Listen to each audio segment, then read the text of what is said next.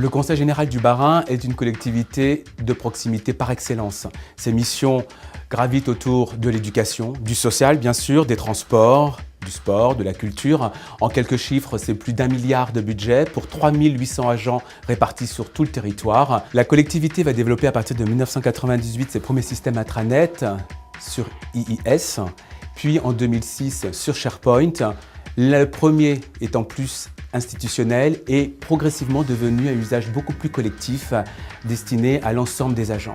Côté, cette fois-ci, extérieur, on va développer des solutions extranet pour les communes et pour les groupements de communes, c'est à peu près sur les années 2000. Et on va avoir, depuis 2010, l'émergence du nouveau site internet www.barrhin.fr qui va donner le développement de l'ensemble des solutions portables qui aujourd'hui fleurissent dans le département.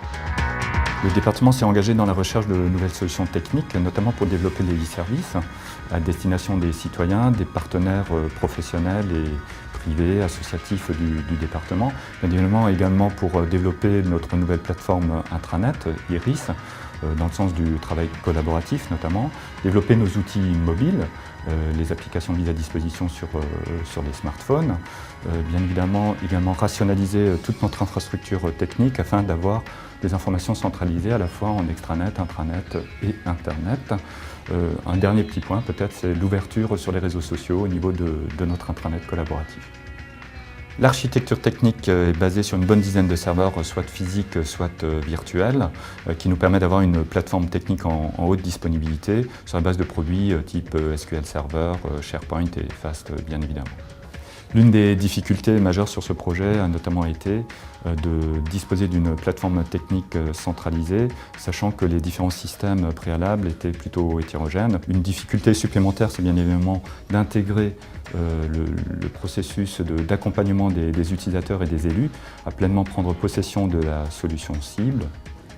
Le premier bénéfice technique que nous avons constaté est lié à l'environnement graphique de SharePoint 2010, à la fois pour l'utilisateur mais également pour les administrateurs, les gestionnaires d'espaces de travail collaboratif.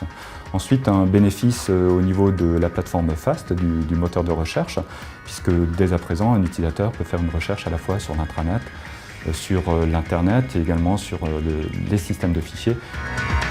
Depuis SharePoint, l'un des principaux avantages, c'est la mutualisation. Mutualisation des contenus, aussi bien sur notre nouveau système intranet que sur le service extranet.